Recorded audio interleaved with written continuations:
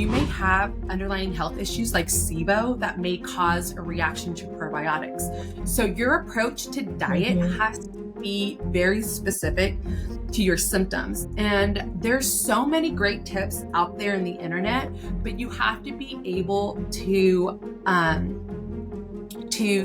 discern the ones that are fitting for your specific health needs. When you have an autoimmune disease, you know what it feels like to feel awful. Like you're literally the walking dead. You're not, you're just in limbo in this awful place. We all know what it feels like to feel awful. So awful. So when you do these things that make you feel good, I think that's how I manage my autoimmune, is doing more of the things that make me feel good, because when you feel that rough, it's not easy to find something to make you feel good. That's why we're so desperate trying to find a solution. Just take me out of this pain, this mental brain fog. My brain is neither here nor there. I don't even want to come out of my house, don't want to have a conversation with somebody because I can't even remember my sentences. You're in pain, this, that, and the other. You just want to feel good. You want to feel like you again, right? So for me, managing autoimmune is about doing more of the things that make you feel good. Healing Graves holistically, there's not much out there at all. We're kind of in this unknown territory. So we're inviting you guys into our personal journey. We may not know all the answer, but guess what? We're going to try to figure it out as much as we can. Hello, my name is Meron and I'm based in the UK and I'm the founder of Loving Me Kindly. And my name is Priscilla and I'm based in the United States and I'm the founder of Healing Unapologetically. Together we are co-hosting our podcast, Thyroid Sisters Navigate Graves' Disease. Over the last few years, since being diagnosed with Graves' disease, we have fought to gain our lives back and are both living medication-free. We are not medical experts. However, through our experience of dealing with this disease, we have learned so much and want to share our journey of healing and self-discovery. We have come to realize that trusting our instincts and intuition has helped us lead healthier lives, and our goal with these podcasts is to empower and inspire you. Hello, everybody. Welcome to today's episode where we are just going to, I'm just going to say it, freestyle it today. I think we were just talking about that earlier anyways. We're just going to talk about tips and tricks from what worked on our health journey, and also questions that we've been receiving from other, fellow sisters with Graves' disease. So yeah, welcome. And we hope that today's episode is going to give you guys straightforward tips. That's how I'm kind of seeing it. Yeah. Right. So Agreed. Should we jump with some of the questions that I got, I guess? Yeah, I'm so curious. I'm so curious to hear the questions that you got. Yeah. I feel like most of my questions are always referencing diet. So for instance, this question not too long ago says, I'm super keen to hear thoughts on diet as well as managing illness and supporting overall health.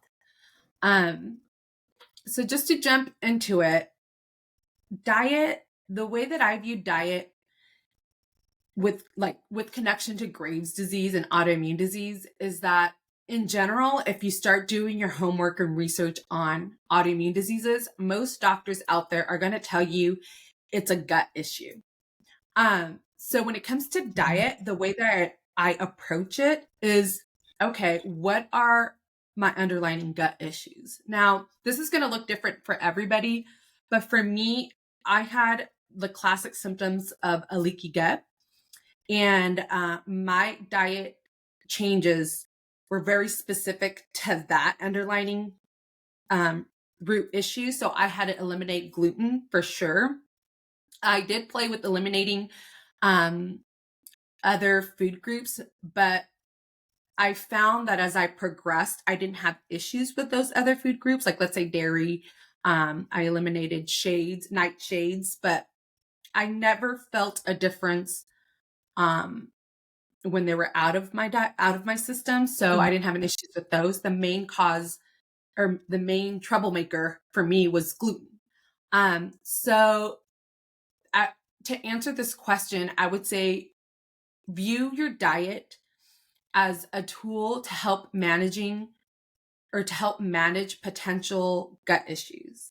And when you see it like that, it's going to kind of make you change your viewpoint with foods. Instead of being sad over giving up gluten, you're going to start seeing it like you're going to start seeing it as a root cause trigger that's harming you. So and then that's going to kind of motivate you more to wanting to eliminate it. And some other symptoms that you have to be aware of that aren't gut related, but are gut health symptoms, or that you're having gut health issues, is like joint pain, foggy brain, sleep issues,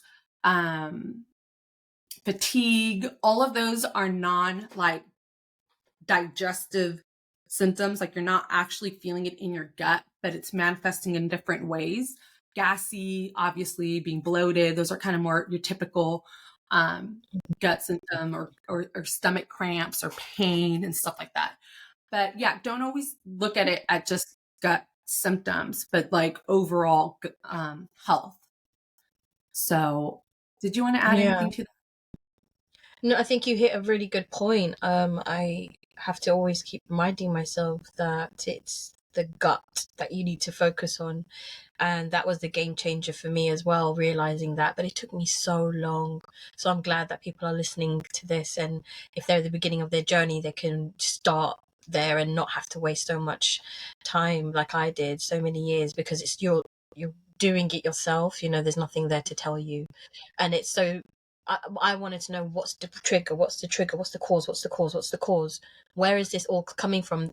We know that there's several things that impact it, but starting with your gut is a really good place to start, because that is your second brain, they say, and there's more neurons in your gut than there is your brain. I can't believe that. It's insane.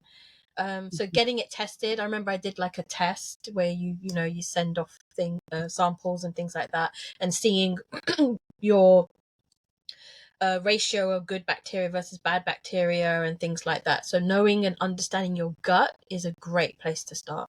Absolutely.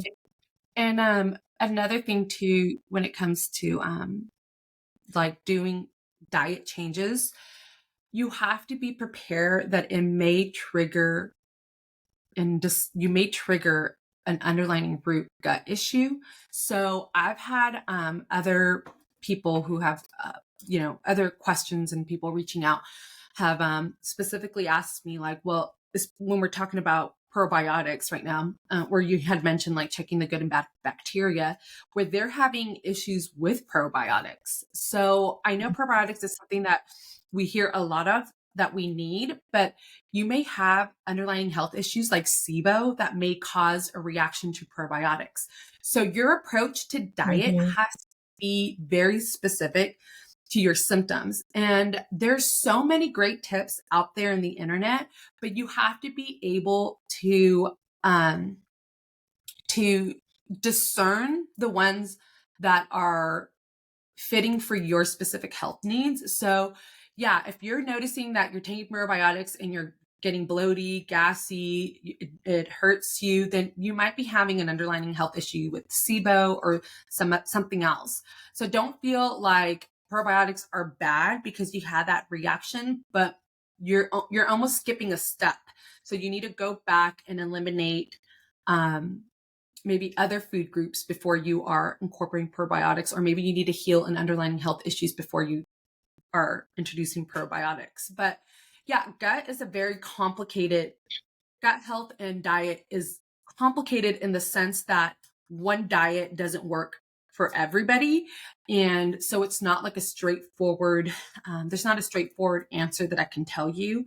I do feel very confident in advising people to cut out gluten, just because gluten is it's hybridized, it's filled with glyphosate. It's hard to digest. It's been linked with autoimmune issues and diseases, and it contributes to leaky gut. So it's a very harsh food group.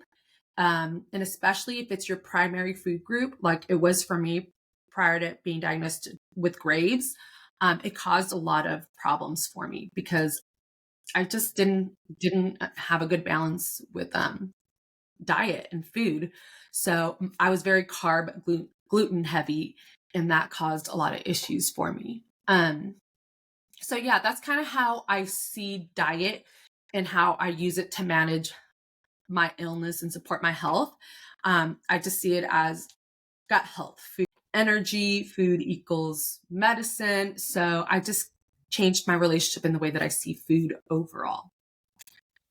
You Do want you know to what I say? think causes the issues where I'm thinking about it now is that it's so hard to get diagnosed with something. So let's say you have stomach issues, I mean, to be diagnosed with IBS or SIBO or something like that, it takes a long time.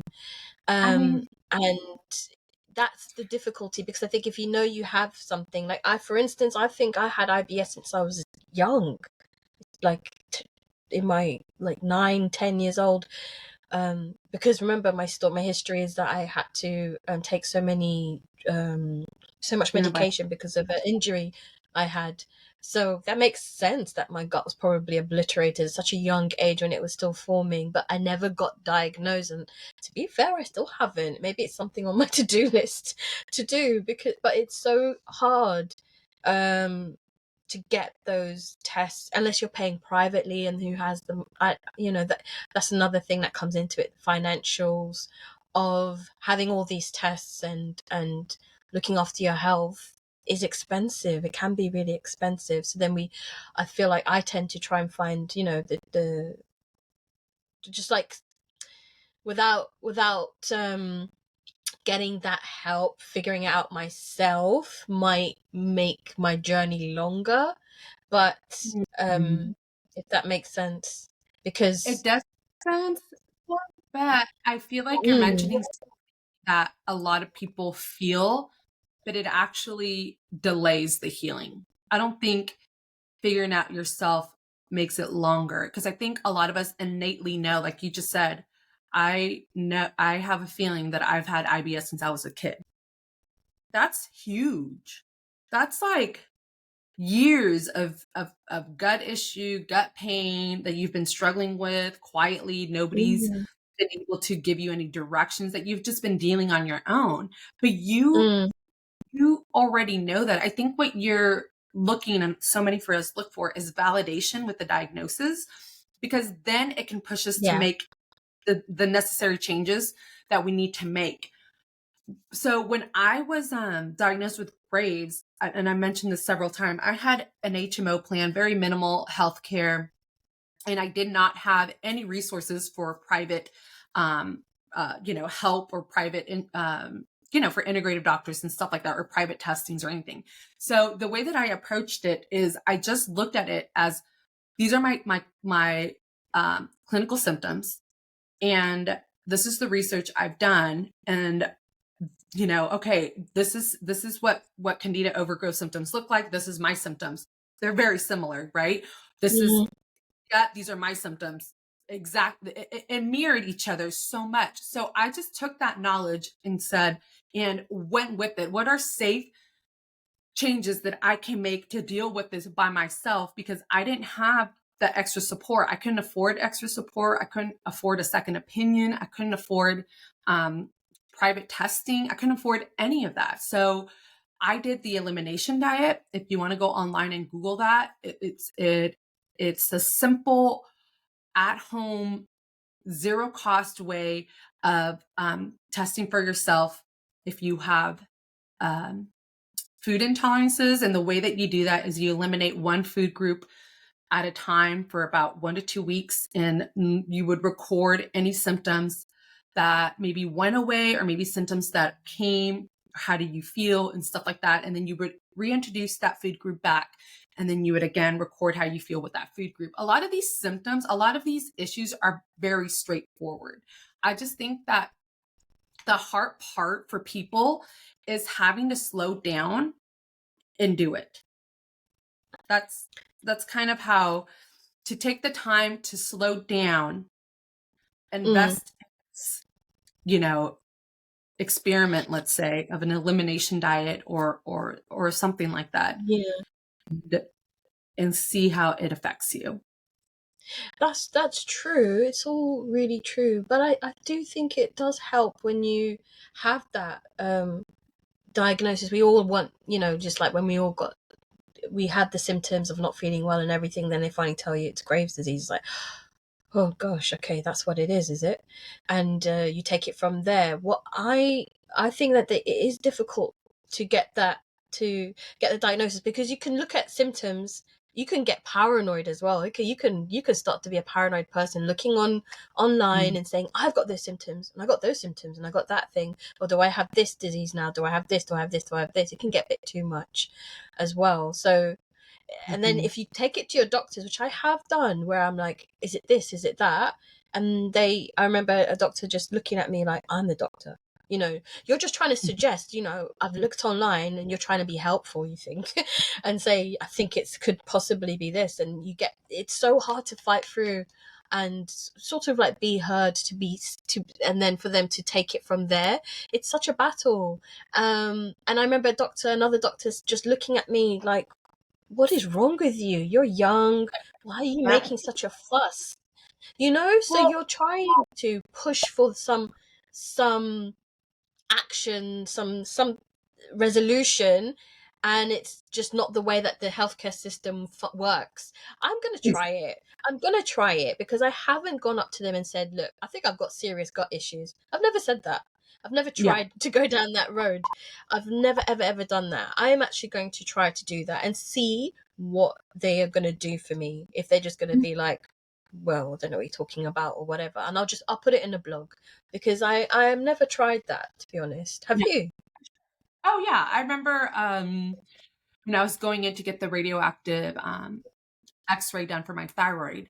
So that was very early on of my diagnosis. I had just wanted to talk about diet, and I just said, is this possibly correlated with diet? And right when I was saying the word diet, like right now, I was cut off. No, no, no, no, no, nope, no, Me doesn't have too. anything. I felt really like what's the word? I don't know. I had to take like a step back almost, because I wasn't even done with my sentence before I was just cut off. And I just felt then like right in that moment that I had to figure out diet on my own. Because not any doctor, any person is gonna tell you that, hello, diet is the one thing we consume every single day. Like, how could it not be part of your health? If doctors can tell you not to eat sugar or to not to eat meat or fat because it's bad for you, how can we not have a conversation about diet then? It just doesn't make any sense. You know what I mean? Or like, oh, you have to cut back on salt because you have high blood pressure. It's just kind of like, okay, if you can make these diet suggestions, but we can't have a diet conversation, don't you think that's weird? Like, you This have to is the be. big question. This is the big So question. I think this is why when it came to conventional medicine, I just realized I can't have these diet conversations with my doctor. They can give me straightforward, like yes and no answers, but to have a full on conversation, no. And then another thing that I want to mention that's very important that you brought up, saying, the importance of having that diagnosis. Once you have an autoimmune diagnosis, that is like what's the word, what I want to say, like the main, like, at a Like the movie, umbrella. that's like when there's like the main attraction. Woo, that's the Mm. main attraction sign. Autoimmune disease. Boo, boo, boo, boo. You have it right there written all over. That's the main attraction. It's an autoimmune disease. Any doctor, conventional or even integrative, cannot tell you the exact cause for autoimmune diseases. You have to accept that. I walked in having to accept that. This is a huge question mark for every medical doctor that I've talked to. They're not going to give me an answer. So if I'm feeling I have gut issues and it's connected to my autoimmune disease, I am not surprised they're telling me no. because nothing in their research and their medical training has taught them that diet and autoimmune diseases are linked. So it's just kind of like, why go through that heartache of like having your soul crushed every time? At least when it comes to conventional doctors, and for the most part, most of them are pretty like black and white when it comes to diet. If you can find one that is open to integrative medicine, that's awesome. But for the most part, it's just crushing to be told, no, that doesn't have anything to do with it. This is the part where you have to pick and choose your battles, and and what I mean by that is, for me, diet was my battle that I had to do on my own. And of course, do safe dietary changes. Don't do anything that anything extreme. Even if you do plan to do anything extreme, always talk to your doctor. I always went and talked to my doctor about any supplements that I was taking, because you don't want to potentially irritate your autoimmune disease or stress it out and make it flare. So you just have to be careful with what you're doing. I think then, you know what, they might as well call it I don't know disease. Just forget calling it autoimmune disease. It's I don't know disease. It's literally, I watch a series with my husband called House. I don't know if you've heard of it or you watch it. It's about a doctor that diagnoses the most confusing, no one else knows what it's going on, and then he figures it out eventually. Whenever they have a case of somebody and they don't know what it is, the first thing they say, the doctors in this show, I know it's a show, but it's autoimmune disease. And I say to my husband, because they don't know. It literally, isn't it? They should change it to I don't know disease. So we all have an I don't know disease. So if you go to doctors, they don't know. You don't know, nobody knows. So maybe, maybe it's better that you take that. If you have an autoimmune / I don't know disease, then you have a gut issue, and just leave it at that.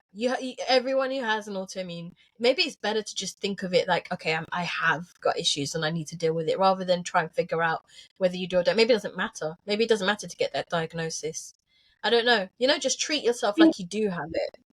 I feel like that would probably set up my number one tip, is to honor your clinical symptoms, honor your intuition, and use common sense when it comes to it, use wisdom when it comes to it, and discernment.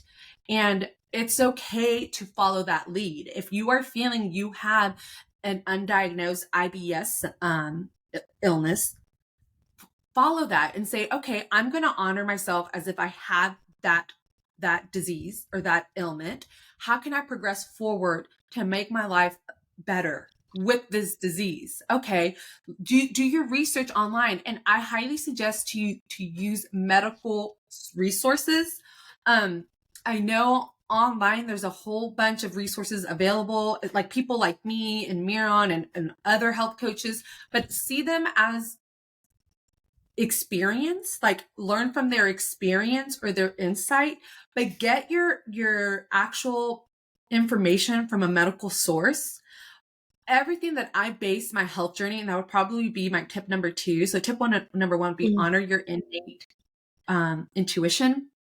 Tip number 2, use grounded resources, like medical grounded resources. I use Dr. Bergman, Dr. Berg, Dr. Axe.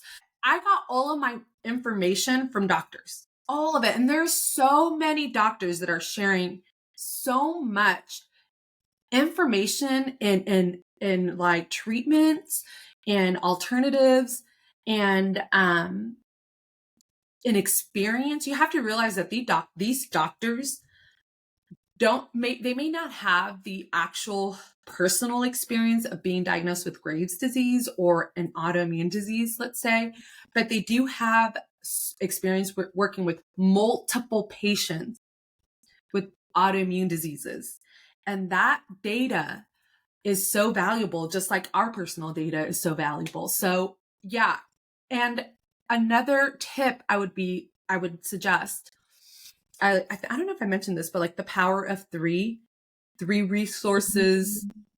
Yeah, you said it earlier on in our podcast. That's how you do things.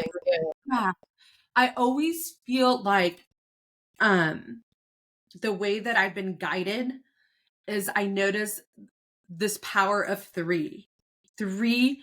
I always seem to run into the same information from three different sources saying the same thing. And I've realized, okay, and these are medical sources. I've heard everything that I base my health journey, all of the doctors that I've mentioned agree. They in one way or another are saying the same information in their own way about autoimmune diseases. So Mm-hmm. to me, that's very valuable. You've got different doctors, different practices, different experiences, and they're echoing the same message. There's a lot of power to that. So I always am Mm-hmm. guided by, okay, all three of them or four of them, all of my sources seem to agree that autoimmune diseases is a gut issue. Then I'm going to pay attention to gut. You know what I mean? My gut issue. That's Or true. Yeah. all of these are mentioning, low vitamin D. When I went straight to my doctor and I said, I'm getting ready to supplement with 5,000 units of vitamin D. And he was just like, wait a minute, let me test you first if that's safe. Okay. Got tested. Mm. I was super low, like right borderline. And he said, yeah, go ahead. 5,000 units is safe. And then, of course, I went with more supplements and stuff like that. But yeah, that's kind of how I approached it.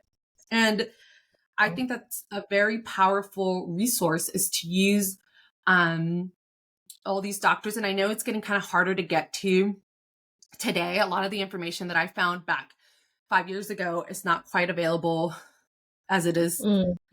and like it is today. But yeah, I always hear Dr. Bergman, Dr. Axe, Dr. Berry, Dr. Berg. There's a whole bunch available online that I recommend, just kind of like, you Mm. have to dive into it. You have to do your homework, and you have to invest time into learning. So yeah, so basically you're your own advocate. I think the theme that we've also been talking about throughout all our podcast episodes pretty much is and we started with it, was your Mhm. intuition, what you think, what you think and feel, that intuitive part of you, that that small tiny voice that we sometimes don't listen to, but it's always there, that tells you maybe this, maybe that, maybe to Mhm. listen to it, write it down, like create an intuition diary or something, write down what that small tiny voice is saying, and basically then you have a list of assumptions about what you think is going on. Then you can go out, and it's funny because this is what I teach in my workshops for business. You have a set of assumptions. You can't just assume, oh, everyone's going to love this business and start creating a business. You need to go out and test the customers Mhm. if they do want it. So you start off with assumptions, and then you have to go and see if those assumptions are correct. If they're not correct, then you need to let go of them and pivot and change. So it's the same thing with your health. You got a set of assumptions. I think I have IBS. I think I've got this. I think this is going on because I feel it. This is my intuition telling me. Mhm. Write that down. And as you did, you worked with your healthcare provider and said, I've got, which I think is really amazing. I like that. I've got this, give me that. And they're like, whoa, whoa, whoa. But yeah, do that. You're your own advocate. I like that. That is somebody really fighting for themselves. I really, really like that. So you're your own Yeah. advocate. That's brilliant. And then you need to go and test, if these things are correct or not, or do the elimination diet and see if they're correct or not. Um, Mhm. and journey with yourself. So I think, yeah, that's absolutely powerful. Yeah, and do your intuition right next to your intuition of underlying health issues you think you're struggling with. Write down clinical symptoms that are manifesting. You have to Mm, combine intuition with reason. Otherwise, like you said, you're going to go into a dark web of all possibilities. So you need to balance your intuition with reality. And the way that I do that is, here are my intuitions, here are clinical symptoms that I'm dealing with that have manifested, and then I go in connecting them together, right? mm, So clinical symptoms that I was dealing with was candida overgrowth and leaky gut, and a sluggish lymphatic system. So those three, that, and also environmental toxicity. mm, So I wrote all of those are my main four underlying health issues intuitively. I wrote down all of my clinical symptoms that were potentially connected to them. And there was so much and then I did my research, and almost everything was correlated mm. to got candida overgrowth and a sluggish lymphatic system, and of course, environmental toxicity. Like it, Mm. it just felt like a puzzle coming together. And Mm. that's why I think that my health journey was kind of straightforward, because I wasn't just jumping in to every assumption. I was doing a lot of research before I was just running with every possibility. And it was like watching it all just kind of fall into place. And it took a lot of time. It took time and effort, and it took patience and consistency. And it took, having to go through it getting worse before it was getting better. So you just have to kind of trust that process. But when you do your research, you realize this is the process. I am going to be feeling worse before I feel better, because I am healing from candida overgrowth or I'm detoxing from sugar, and that's causing, a lot of flares and also leaky gut. Leaky gut was probably the best health journey, because I only felt better once it was healing. you know, like it was That's like it. no It's pain, the gut, no exactly. irritable bowel issues. Yeah, it was like a relief. And then Mm. anything with detox, I feel like can get worse before you feel better. So you need to be a little bit careful with detoxing. And then supporting my lymphatic system was one of those things where in the moment, I connected a lot of clinical symptoms to support that I had a sluggish lymphatic system, because I had a lot of sinus issues and congestion, and I was repeatedly getting sick. And so doing something as simple as rebounding, I like today, I found so much information that just supports how important that was for opening my detox pathways, to just like supporting my overall well-being. Like I couldn't believe how something so simple, now I understand how much that supported me throughout my health journey. I did it at the moment because it was simple and it just kind of made sense what I was feeling, but it was Mm. huge in my health journey. So yeah, that's how powerful it is when you kind of just Mm. honor your intuition, even though, let's say, you don't have the full facts right in front of you, you just have bits and pieces. Because later, Mm. when you discover how big those pieces were, like how big it was, you're just so happy that you just went with it. You know what I mean? That you just trusted your Yeah. gut. It's so But true. It's so true. We all, yeah. If you're listening to this, believe in yourself. Literally believe in yourself. And I think a lot of people are disconnected from that, or don't connect to that side of themselves at all. But you can start. It's like a muscle. You just gotta keep believing in yourself. Keep trusting your instincts. We all have that. We all have it. Intuition. We all have instincts, and just keep on exercising that. I also think that another piece of advice that might be is that is helpful, I think, is that, so mhm, we've said that autoimmune disease is an I don't know disease. You know what? You can change that to a lifestyle disease. Put that instead of the yeah. in front of the I don't know, or the autoimmune. Scrap autoimmune, scrap I don't know. Put lifestyle disease, because that makes so much more sense, because like you just said, it was all these little things that impacted your overall health. And that's autoimmune diseases, all these small little things, the chemical, physical, and emotional stresses.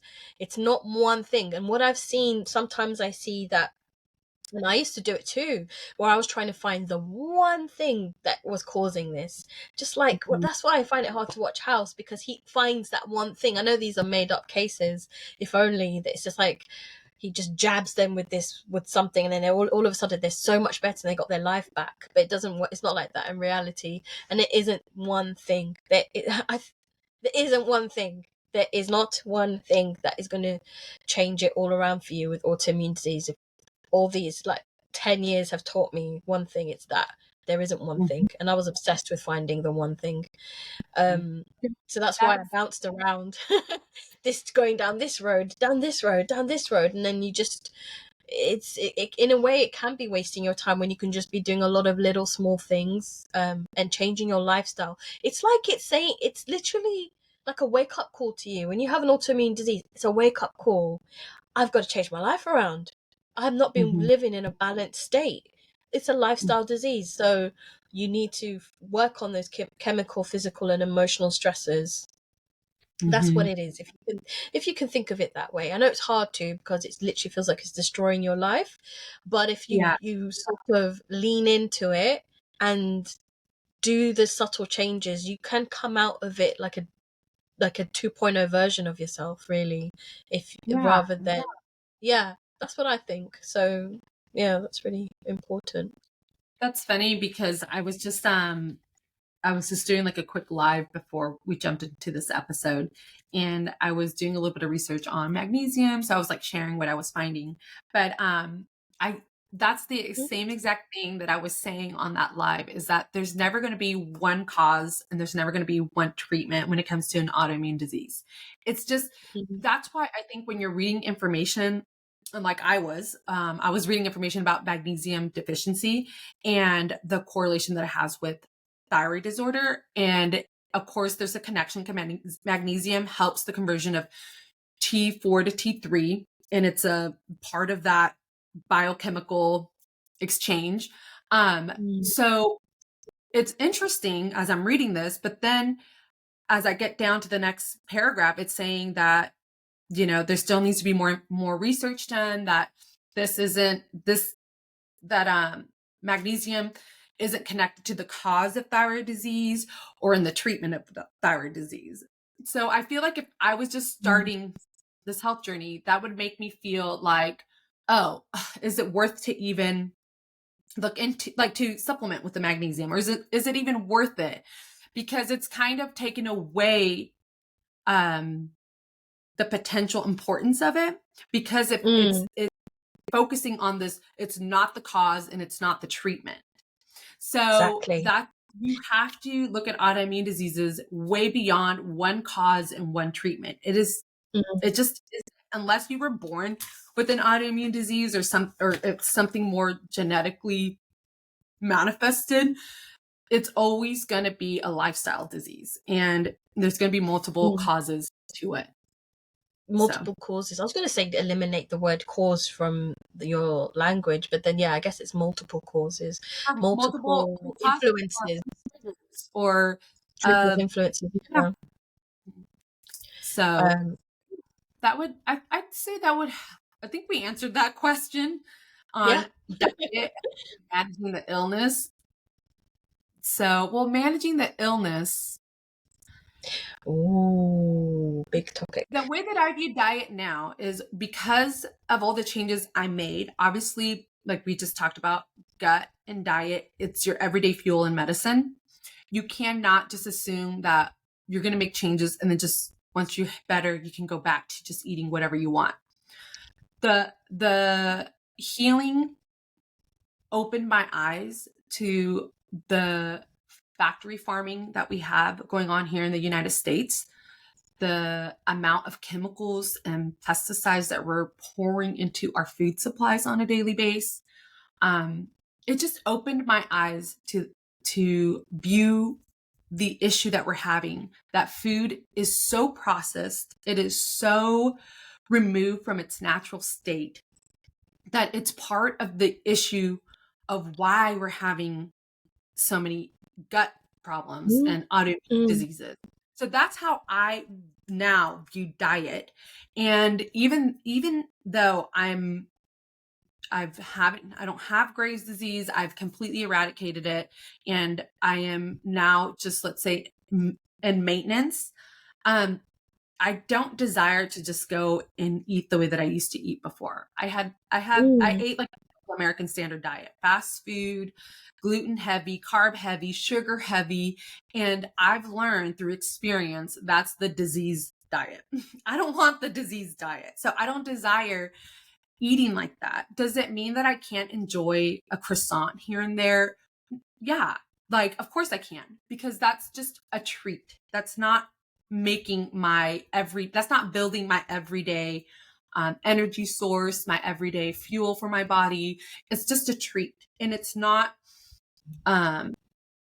what I'm consuming on a daily basis. So there is I know you described it as a sad relationship with food when you have an autoimmune Well, disease. someone said that on the internet, yeah, and I thought, yeah, Well, that's so true there is a light sometimes. at the end of the tunnel. You can learn. You're just relearning how to have that type of relationship with those foods. And Mm, if you have an autoimmune disease, you definitely have to be looking at your food. You just have to. And a lot of times those foods are causing other underlying health issues, and you have to heal those health issues in order to heal mm, your health. And then once you are stable and balanced and your body is in a place where it can handle small dosage of let's say, something gluten or something sugary, it's okay because it's a small dose. You're not overloading your system like you were, or like I know I was before I was diagnosed with Graves. I was overloading it, so it just I had to stop it. I had to be pretty militant with making my diet changes.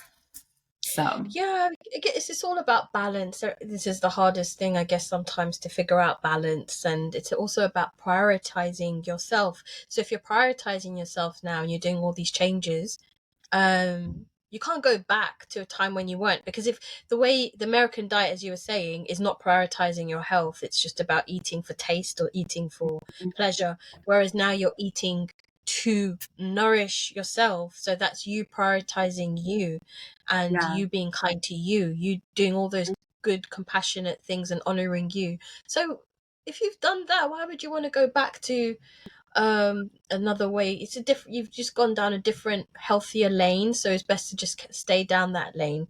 And because you've just, I don't think you can, I would be shocked if somebody can go down this road and then revert back, because it doesn't make sense to me how that Well, could like happen. just like anything, you can be comfortable. I feel like before I was sick with an autoimmune disease, I was very comfortable in eating a bad diet because I didn't understand the consequences.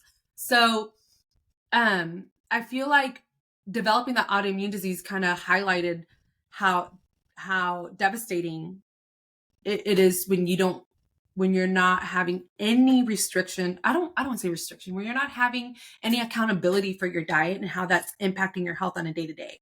Like it's going to catch up to you if you just think that you can eat whatever you want, and especially as you're getting older. But I feel like the biggest transformation that I've had with food is it's not really the physical change of what I'm eating, but the mental viewpoint, like the mental idea or belief of how I view food. So, like you said, food is nourishing, food is medicine. I realized that I don't have to feel heavy, sluggish, and fatigued after I eat meals. Like, you know what I mean? Like, Mm, that's how I felt on a high carb, high sugar, high gluten diet. I felt like a brick after I ate, and it was hard to move and be active and do things afterwards. And the biggest thing that I've realized is like this mental shift.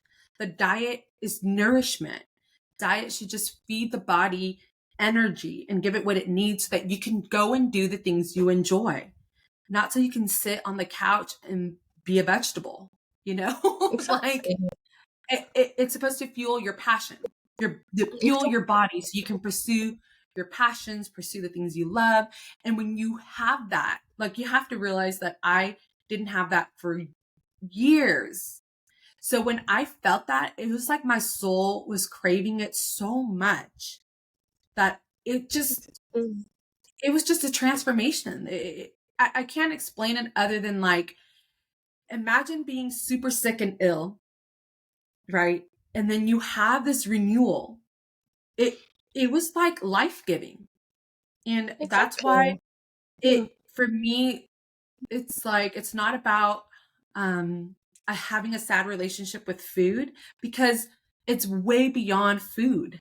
Like when you get your health back, your mind is able to focus on things beyond, like, oh my gosh, I can't have spaghetti, or I can't have a donut. Like you are so far, that is like so far behind you. It's like everything just mm, kind of renews and changes, and the way that you view life just kind of opens up this possibility of just all these possibilities open up. That's what I'm trying to say. mm. It's just like a new something new. Exactly. and anyways, but It still comes down to prioritizing yourself, because before, maybe all of us can think of all the times that we weren't prioritizing ourselves before we had autoimmune disease, whether that was emotionally immersing ourselves in toxic environments, just not putting ourselves first. We've spoken about this in our previous podcast, that people with autoimmune disease might potentially have that, where they don't put themselves first. They are more giving, and they don't participate in like self-care acts and things like that. So it when you have an autoimmune disease, you know what it feels like to feel awful. Like, you're literally the walking dead. You're Mhm, not, you're just in limbo in this awful place. We all know what it feels like to feel awful. So awful. So when you do these things that make you feel good, I think that's how I manage my autoimmune, is doing more of the things that make me feel good. Because when you feel that rough, it's not easy to find something to make you feel good. That's why we're so desperate trying to find a solution. Just take me mhm, out of this pain, this mental brain fog. My brain is neither here nor there. mhm. I don't even want to come out of my house. Don't want to have a conversation with somebody because I can't even remember my sentences. um you're in pain, this, that, and the other. You just want to feel good. You want to feel like you again, right? So for me, managing autoimmune is about doing more of the things that make you feel good, all those self-care acts. Again, it's Mhm. about prioritizing yourself now. So once you've learned, you can't really go back. Why would you want to go back to feeling that awful again? Yeah, you could slip up. That's human. That's absolutely human. But you just keep trying, just feeling good, doing more of those things that make you feel good. That is like the aim of the game, and Mhm. that's the aim of this episode, is to say all the things that we've done that have made a change. Because like Yeah, I said, it's so hard with an autoimmune to feel good, to feel yeah. something that and that's why I treasure it. I treasure all those things, and I do more of those things. Like you said, that rule where it's not about taking away stuff, it's about adding all the good things, and then before you know it, you don't even think about all the stuff that you had to take away, because you've just added all these good things. It's literally it. That's managing, I think, autoimmune. Do more of the things that make you feel good on a daily basis. And that would be definitely like tip number, I don't know, 3, 4, wherever we're at Yeah, with wherever. that. And the health journey was difficult, but it was a different type of difficult than, every day living with, an autoimmune disease on a daily basis. It was like, at least I was progressing. At least I That's was, it. Yeah. um, you know, finding relief in certain areas of my health, even though, let's say, I was struggling still with others. That's the way I would say, like, you need to have a positive outlook on the health journey, even when you're struggling with it, because it's still progress. Like, Yeah. not having, like, not doing anything, and just for me, I couldn't, and just like having that life that I already knew what it was to be sick and not do anything to change it. I just couldn't. So for me, I was just happy to have progress, to have change, even Mhm. if it was like feeling like I was, struggling with my detox, or struggling because whatever the struggle, the health making changes Yeah. comes, it was still progress. So that would be my other tip. Just just like appreciate progress. Just view that as a win already. No matter what, no matter like if it's an inch forward, or if it's just a decision, or implementing one small thing, it's progress. It's one step closer, and it's not like stagnant here with an autoimmune disease that, you know, you already know what life is with it. At least, you know what I mean? Like Yeah, view the it's managing expectation that we spoke about in episode 1 of this series. It's manage expectations, because think of it as, because what happens is we give up when we realize, well, that didn't heal me, that didn't do that. Oh, I've read all these things about this supplement and I've tried it, it didn't heal me. But it's not about that comes with consistent daily effort, and it's over time. You're playing the long game here. Expectation number one, manage that. You're playing the long game over here. And two, it's about it's a win if you feel good. Or if it's going to make you feel a little bit better. So yeah, you're detoxing now and you're feeling really awful about it and your body's going through all this stress, but it's taking out those toxins. That's a win. It's taking out all that crap, and it just shows you how much is in your body. And it's so hard when you're in it to think of it that as a win, because you've already been feeling awful, and then you're feeling even more awful, like, if that's even possible. I know what that feels like. But Yeah. you know that if you continuously try it, continue with it, persevere with it, you've done one thing good for yourself. You're moving forward. Yeah, you might not manage that expectation that healing might not feel good. No, because I've said that you want to do things that make you feel good. What do I mean? Well, your Healing, reality, it's sometimes you feel like you're struggling. Not maybe yeah, it's not it's a feel challenge. good. It's gonna be challenging. Yeah, it's going to be very challenging. Very challenging, but you have to persevere. It's okay to be overcoming challenges in your health journey. Autoimmune disease is a disease. It's an illness. There's nothing simple about it. You cannot approach a health journey like it's just going to be a simple walk through the park. It's going to have a lot of challenges. It's going to have hardships, and it's okay. And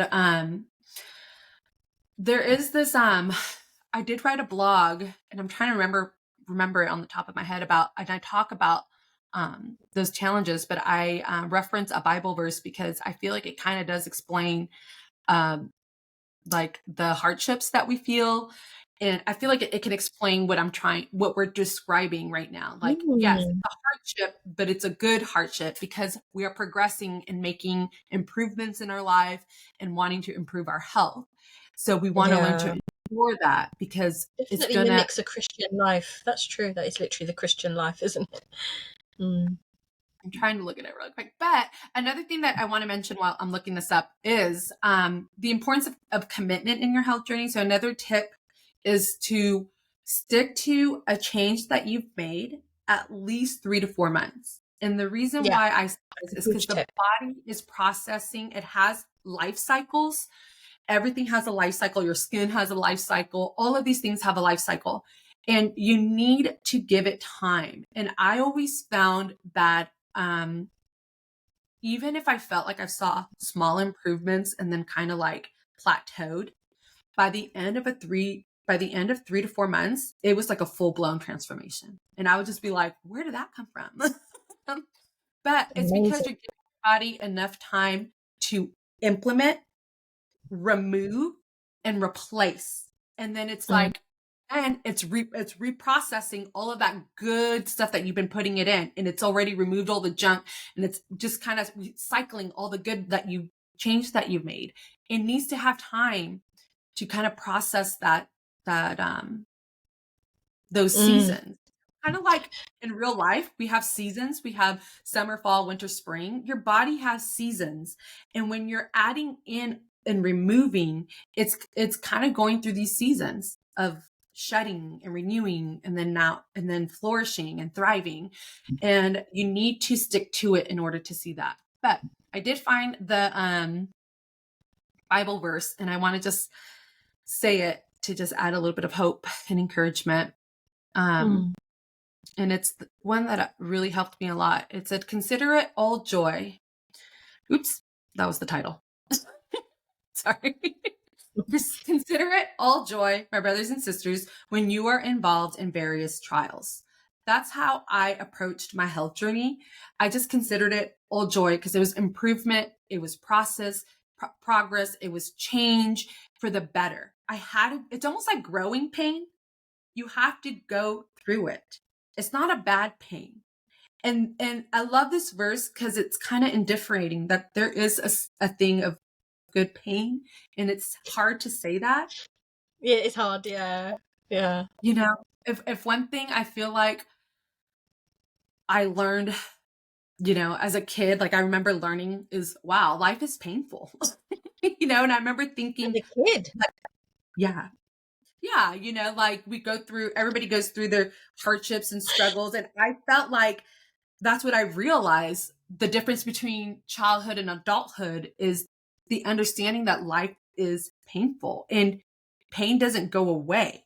And you have to learn to endure, and you have to learn to accept that life isn't fair, life is pain, but it also, life is joyful, life is good. You know what I mean? It's just that balance of It's acceptance. true. It's tough because for me, if a Buddha said it, or an enlightened, just basically an enlightened human being would say that I've reached enlightenment, if I can say that. That pain is joy. I've reached it. Like I've just, yeah, I'm up there. I've got my angel wings or whatever. I've understood it.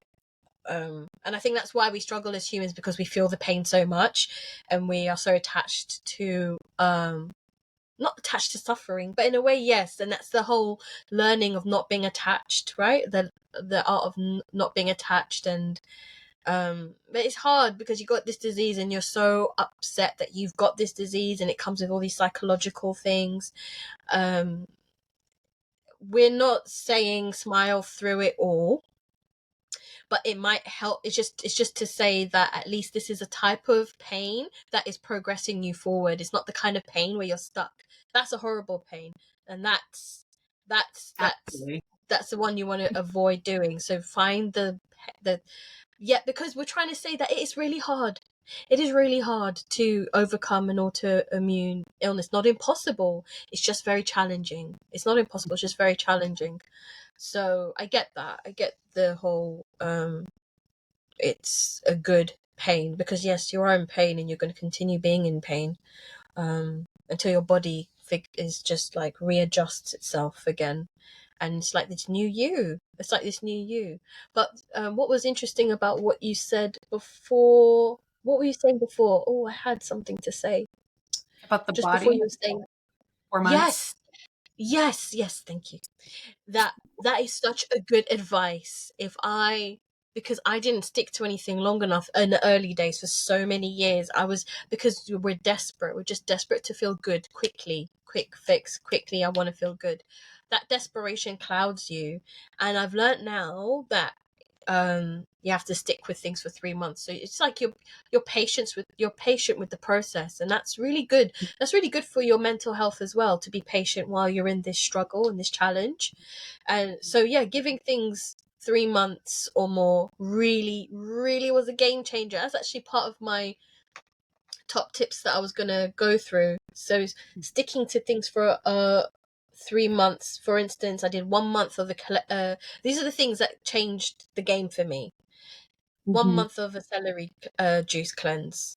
That was a game changer for me. These are things where I felt different. I felt good. I might have struggled like hell through that celery cleanse, especially because I forgot to tell myself that it was a detox. I just literally, I Yeah. was like, let me do something healthy.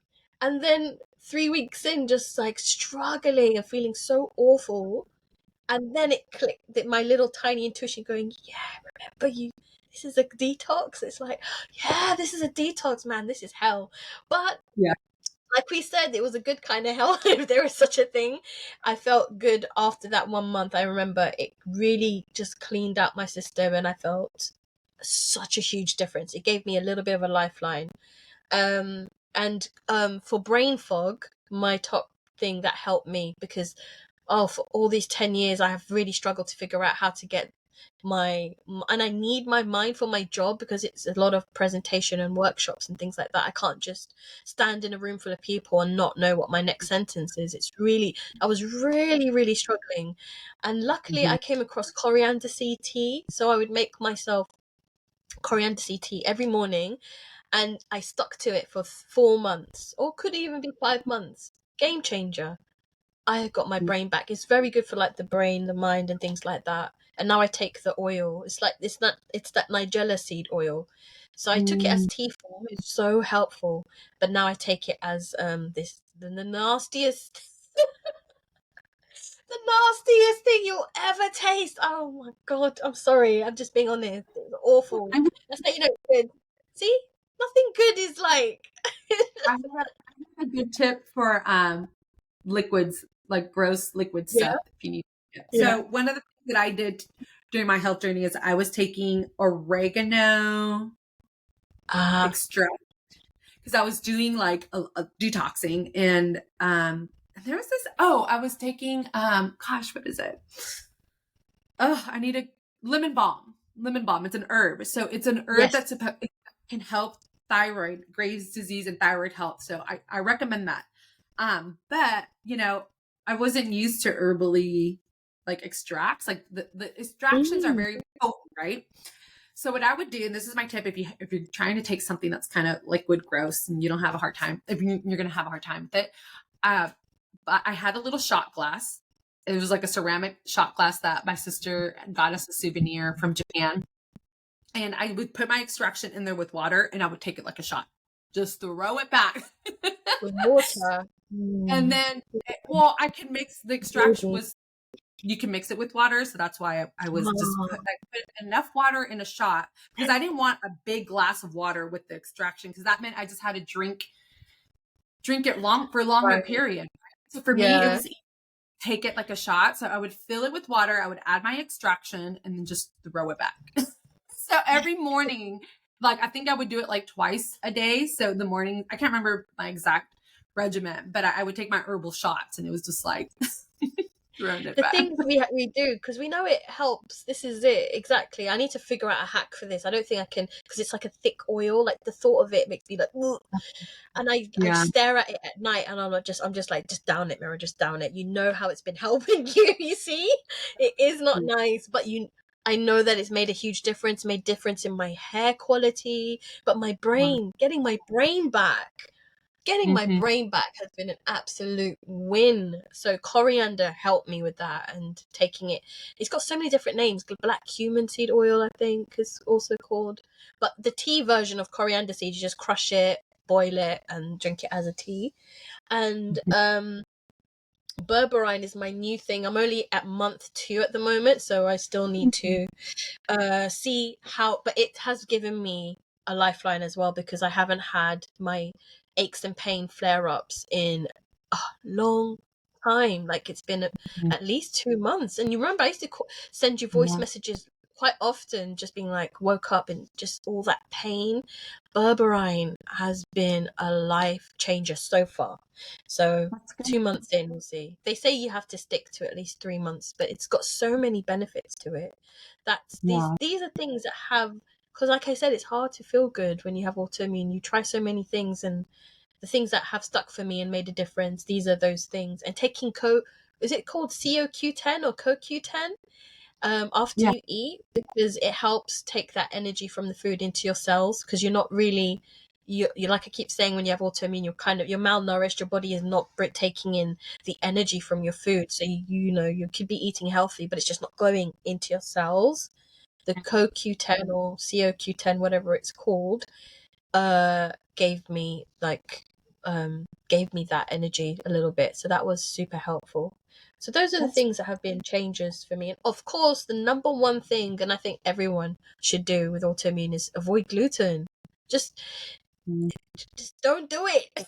Just leave it.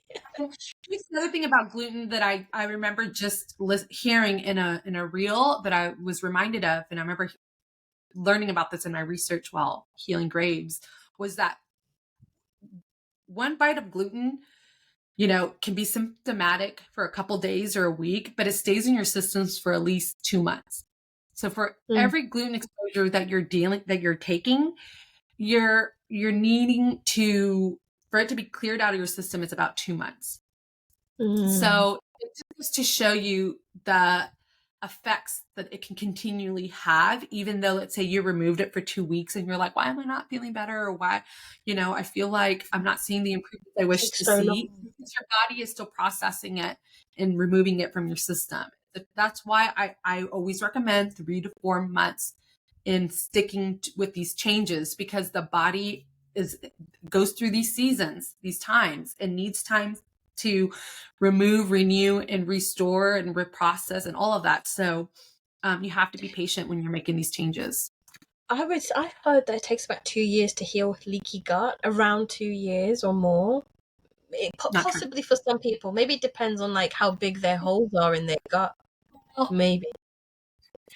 everybody's going to be different.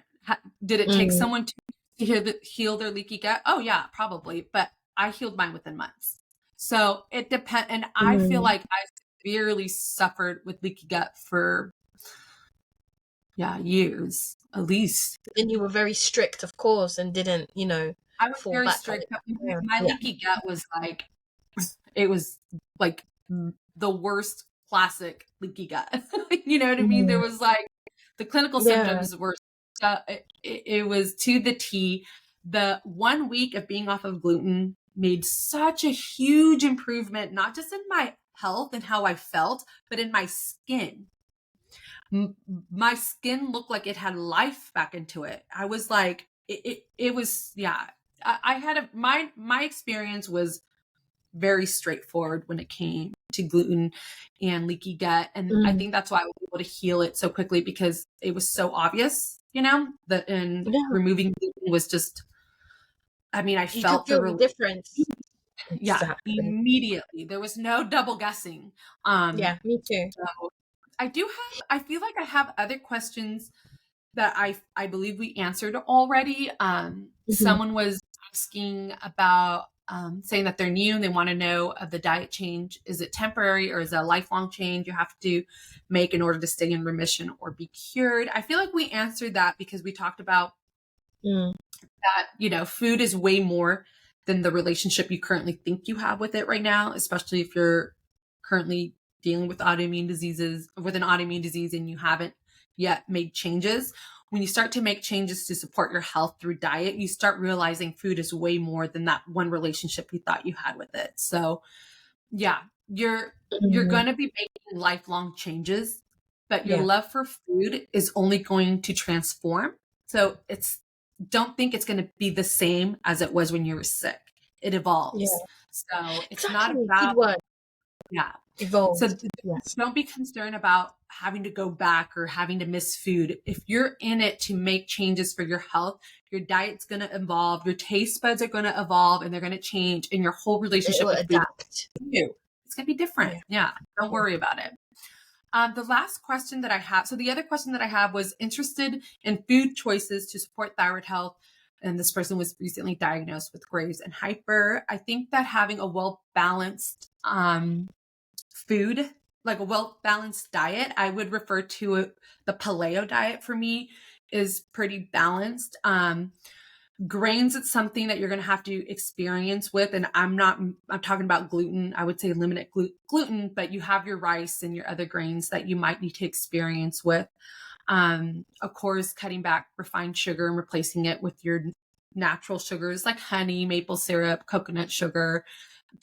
I highly advise people to look into the paleo diet. I feel like it's the most sustainable diet. So, I agree yeah, with and that. you just have to experiment with Yeah, it. just my advice would also be avoiding gluten. I wish I could just say it, sing it loud and proud to everybody. It's easier said than done, but avoid gluten, sugar, like processed sugar, dairy, as well. I would say avoid that. Especially if you've just got diagnosed, then yeah, just avoid these three things, and processed food. So just, it's such a hard one, I know, because it can take so long to get your but just start small. I think we've touched on this in previous podcasts, where it's not about doing it all in one. It's about doing small changes so that it becomes a habit that you now have.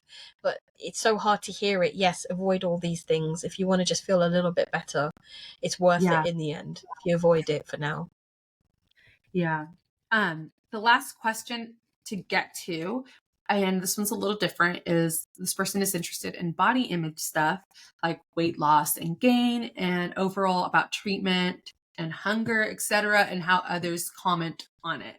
I know that's kind of like a loaded question, but I think this person is referring to if their appetite changes. I'm assuming they are possibly talking about medication. They're taking medication, because she mentions treatment. So I wasn't on methimazole long enough to know how that affected my weight or my hunger. But I do know a lot of people say that they gain weight when they are taking thyroid medication. Mm. I want to say when it comes to body image, my approach is, and I don't know why, like, I know, I want to make sure I'm saying this and I'm not like sounding ridiculous, Mm. but I Mm. feel like weight in body image to me is the last thing I worry about, because weight gain and weight loss is something that can change. This fluctuates, right? If you are overweight and you don't like feeling overweight, it's simple. Exercise and lose weight. Change your diet and lose weight. Do things to support your weight. That's how I imagine body image. Unless you're talking about symptomatic stuff like thyroid eye disease, or I know Graves' disease can cause extreme weight loss. It can cause tremors, and it can even cause like a red skin rash on the body, like on the chins of the legs and stuff like that. So I don't know if this person is referring to specifically Graves' disease symptoms and how it affects the body, but Mm. what's Well, your take? I would say for me, it actually has been the hardest thing dealing with my weight. Like, I feel emotional just literally talking about it, because you balloon. No, it's okay. Everyone has their whatever happened in their journey, isn't it? This is it. This is why it's good to hear both sides. For me, it has been the hardest thing, and it's the thing I think about all the time, to be honest, because nobody likes gaining weight. No woman likes to gain just a little bit, let alone gaining 10 kilos over 2 weeks. I remember this. It's when they suppressed my immune system, so that you have Graves, you lose all the weight because of your everything is speeding up, and then they shut you down. After they shut you down, you just blow up, and it is not nice to see yourself go from where you were to this, and you just look in the mirror and you don't recognize yourself. And to undo that, because your thyroid is the thing that manages everything and manages your metabolism, manages all those things. When it's not working, whether you work your ass off to try and lose that weight, it doesn't really budge that much, and that's the struggle. You could be on 500 calories a day and still really not lose that much weight. It's insulin resistance. It's just not working like it used to work, and all that The hard work you do, it can be so upsetting, because it's not gotcha. easy to try and lose just a little bit. Whereas you have to work so hard when you have thyroid disease and you still don't see much of a budge. Trying to figure that out, I'm still working on it. All You I feel can like say.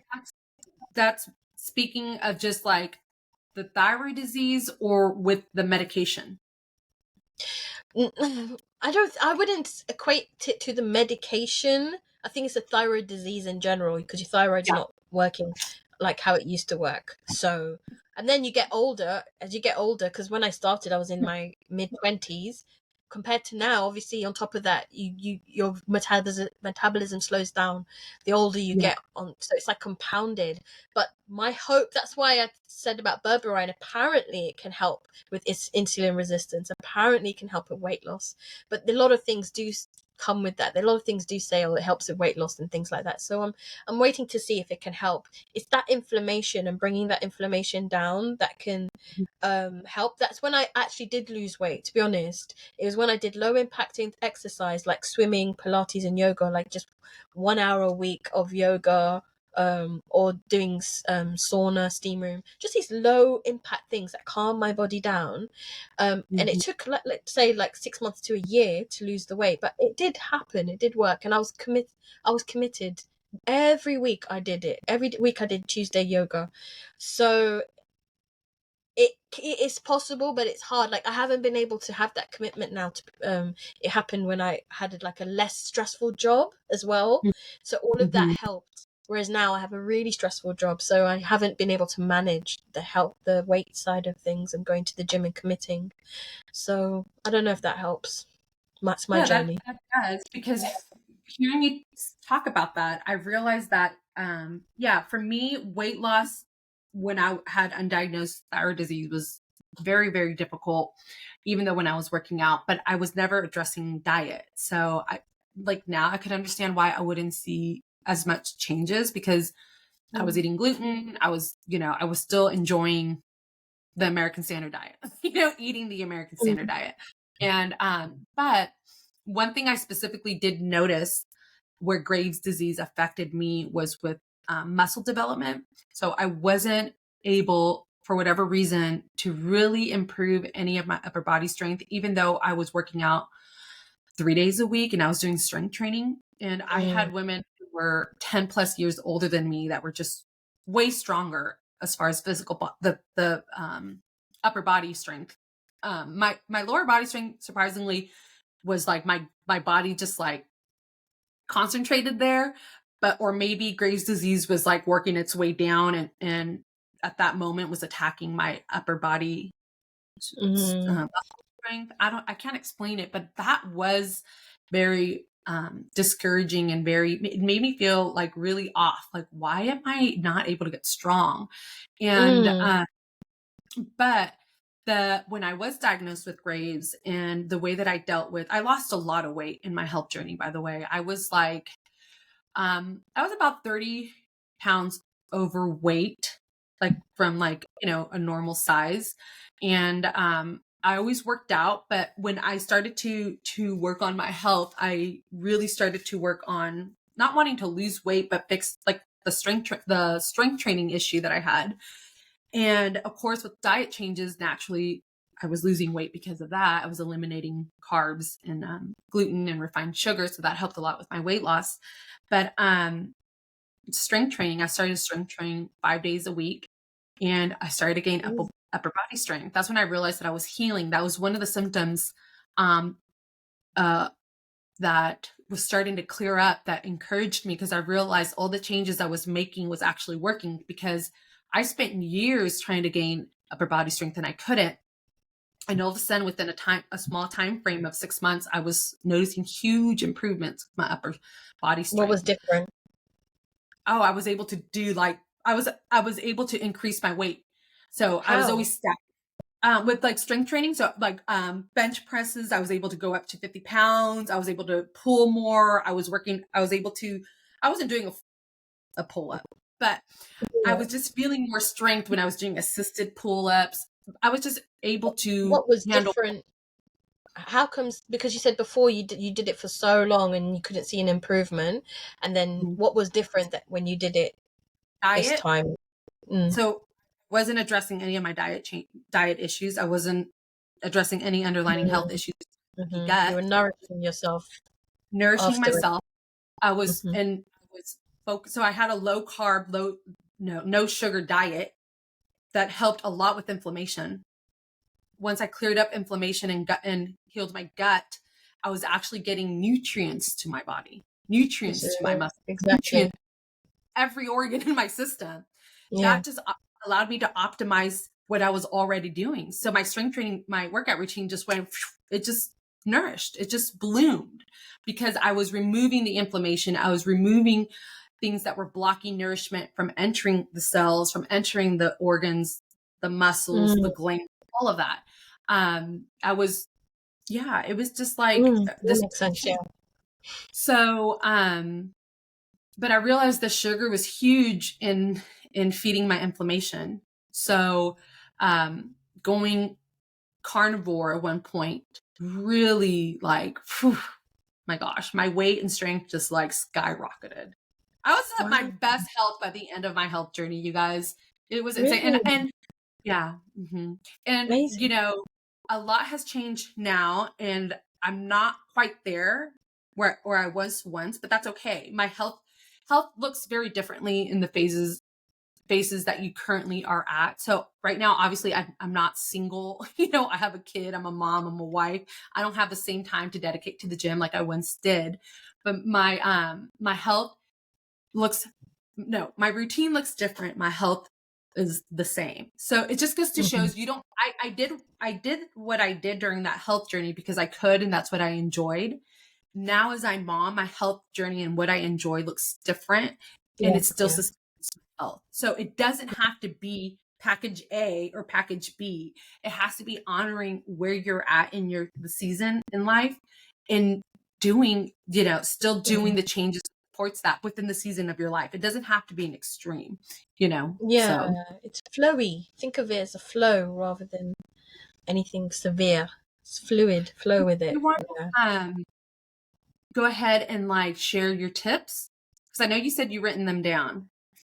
Yeah, I mean, I said a few of them. Basically, what I wrote was, Let's do like a recap so that people can have the full list. all right, to wrap it up. Yeah. So when I think back on my journey, I think these are the things that made a difference, and I already mentioned a few of them. But basically, getting away from stress, that was number one. If you know my story, it's literally episode 1 of season 1. It was I went traveling. I booked a one-way ticket and I went traveling, and I went away from my stress. And when I came back, I no longer needed to be on medication. So that was a huge realization for me, like how much that was so important. Doesn't mean that everybody needs to book a one-way ticket to go traveling. It's just to highlight the importance of like removing yourself from stress or a stressful environment, how important it is for your body to get that peace, whichever way that looks for you. So that was huge, getting away from stress. Yoga, like I said, also yoga, pilates, and swim, low impact exercise helped me so much. So I just started with, this is when I wasn't feeling well at all, and I just started with 1 hour swimming on a Friday.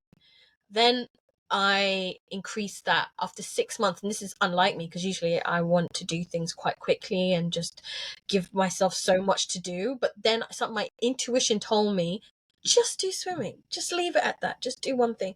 So Fridays, 1 hour of swimming. After swimming, 10 minutes of not 10 minutes, but just time for steam and sauna.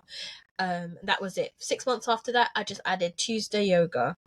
And then after 3 months after that, like Thursday, I remember the days, I miss it. Thursday Pilates. And didn't look at the scales, didn't think about too much about my diet, to be honest. But I remember I didn't have a stressful job as well, so everything was like balanced, and I lost lots of weight and I felt good. So that was game changer. Low impact exercise, that's the main thing I'm trying to say. I said CoQ10 or CoQ10 as a supplement.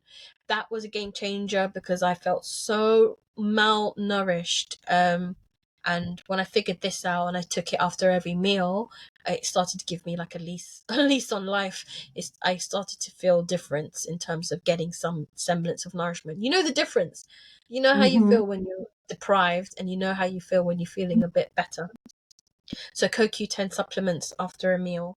Celery juice cleanse, I said it, I sing it loud, sing it proud. That helped me be mindful of the detox symptoms, but definitely stick to it for like I would say like 6 weeks, 6 to 8 weeks, or just try it for a month. That's fine. Just try and see how it worked for you. It was a game changer for me, and it showed me how much gunk I had in my system, especially my chest. It could be from like COVID, because this was after COVID. Like my chest was always bugging me, so much phlegm and crap in my chest. That's what I noticed after celery juice cleanse, that it just cleansed me out. And like I said, the next thing for brain fog, I just couldn't believe it how much coriander seed helped me. I have a video on my YouTube channel on how I make it, but you can find it anyway. You can find how to make coriander seed tea, and that really helped me with brain fog. And then now I take the oil supplement. And like I said, berberine, I'm pointing to it. It's here. Bring it. Berberine. I'm hopeful for this. Apparently, there's so much magic in berberine, and I love this brand, British supplements. I'm in the UK, so I like this brand. Oh, that's And good. yeah, because it's proper potent quality, none of that nonsense. I just go for them. I found my tribe, if that makes sense, of supplement. I love Works. all that. Whatever works for you, exactly. I've done so much trial and error finding supplements. Because it helps lower inflammation, it does a whole number of different things as well. So 1 month or about 2 months in, it's going good. So let's see how. And of course, the obvious, that if you have an autoimmune, avoiding gluten, sugar, dairy, and processed foods. That's my top things that I've learned that hopefully people can take, and it might help them too. Yeah. Yeah, What and about it you? definitely, we talked about all of it throughout this episode too. But okay, to sum up my tips, I've been writing them because I told Miron before we recorded you guys that I was freestyling it. So throughout we were talking, I was like, oh, let me write this down because I wanted to end it with like, like the list. So here's the list. Okay, number 1, trust your instinct. Okay, follow your gut. Number 2, create a medical team of resources and support. So make sure you're having as many resources to tap into. I like to call it my medical support team. Now I'm at a place where I have, my emotional support. So I got my sister, my mom, friends, my husband. I've got my medical support. I got an integrative doctor now on my team. I have my, regular doctor and stuff like that, dental doctor, biological dentist. Get your medical team set up, get your resources tapped in. You need to create a team for yourself, a support for yourself, because you need to take wherever you can from your resources when you need to. Love that. Use the power of 3 and explain this in the episode. If you're doing right now a lot of online research, make sure you're using a medical-based resource. My number 1 favorite is Dr. Bergman. He's on YouTube. He's on TikTok. He's on Instagram. He's on Rumble. He's on a lot of platforms because he's been doing this for years, you guys. If you want to learn how I healed, go listen to Dr. Bergman. And which leads me to the other tip, which I learned from Dr. Bergman. You have to reduce your physical, chemical, and emotional stressors. This was like the basic framework that I use to heal. It helped me understand how to eliminate toxic load or minimize my toxic load, physical, chemical, and emotional. It just made it super simple. Another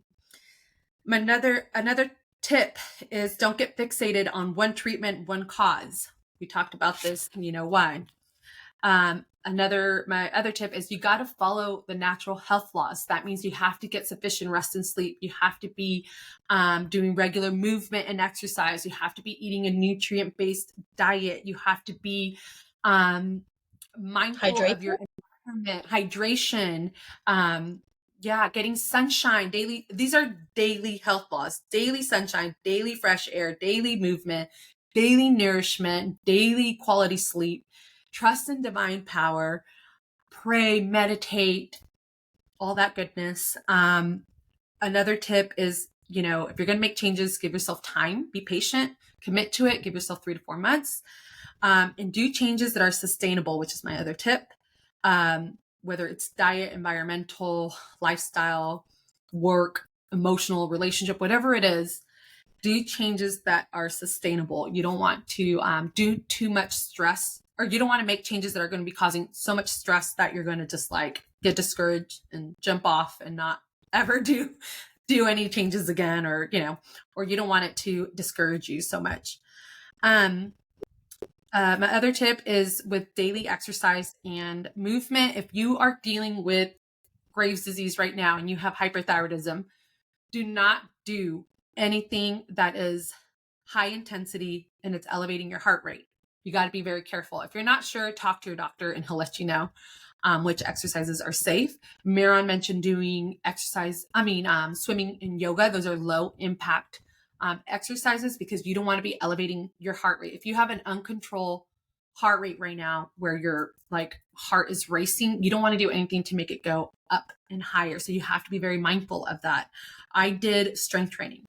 So my tip is to do low impact, but do daily exercise or a daily movement, whatever it is. Make sure you love it. Make sure you can do it every day. Don't force yourself to do something you hate. So if you want to dance and do Zumba, which I did for the majority of before I was diagnosed, that's all I did was Zumba classes, and I loved it because I was able to go every day and do it. So make sure you love what you're doing when it comes to exercise. My other recommendation is to support your lymphatic system. This is huge. This can be as simple as rebounding. Any movement supports your lymphatic system, but rebounding is especially powerful. And it's like, there's so much science behind it. I recommend you go online and you do more research. NASA uses it for their astronauts. It's just amazing in supporting your whole overall health and especially your lymphatic system. Also I recommend supporting your liver, and I did that through drinking a daily dandelion tea. I'm sure the tea that you drink, Maron, also supports your liver as well. Liver health is so important when it comes to thyroid health because it helps with the conversion of T3 to T4. I'm sorry, from T4 to T3. So you want to do something that you enjoy doing on a daily basis, something simple. For me, it was taking dandelion tea or milk thistle supplement. If you're not sure about it, please talk to your doctor. Okay. And my last one, no, that's it. That's it. that's really juicy. My That's a lot. list was all over the place. And if we think of anything else, I'm sure we'll continue with either blogs or we'll future episodes and stuff like that. I'll definitely add all what we can in the show notes. So if you got any blogs, Priscilla, we'll put it in the show notes. Various things we've spoken about today, because a lot of that was spoken about. Yes. I think it was a blog that you referenced on our YouTube video about Consider It All Joy, where I kind of talk about the process of getting diagnosed and then getting to like starting to make health changes. So yeah, that's a good, I think, blog if you want to go and read and check out if you're feeling, I don't know, like you're still processing that diagnosis, of having Graves' disease. But yeah, we'll have all that information available on the show notes. I just wanted to add one last thing when you're talking about the low impact exercises. My secret thing that I do, I actually do an OAP exercise on YouTube. It's literally for old age pensioners, and it's not a secret anymore. But this is what I do. This is for my low, sad, bad days. I would say when I feel like so achy and stuff. I've got my resistant band, and it's the most simplest exercise, and you're just stretching and moving it, and it's so slow. It is. I literally Googled on YouTube old age pensioner exercises, please. So whatever works for you at whatever stage you're at, do it. I just do 10 minutes. Feel good. It helps. Yeah. It helps. Just do what feels good. Don't get fixated on the latest trends, and everything that Maron and I shared is common knowledge that has been with us for decades. Okay, decades. Holistic health isn't new. Okay, it's always been around, and it's just one of those things that I think gets minimized because it's so simple. But I believe in balance and integrative medicine, and I think that just as much as we're going to be honoring the current modern medical, I'm very thankful for the modern medical system. I'm not against it, but we also need to honor and respect the simplicity of just what builds natural health. And modern day has definitely pulled us away from just that balance. So I think it's just important about being more conscious of integrating that balance back into your life and not making it so complicated. Couldn't have said it better. Epic. Brilliant. Hope this episode helps you. There's so much to this episode. I'm excited. Yeah.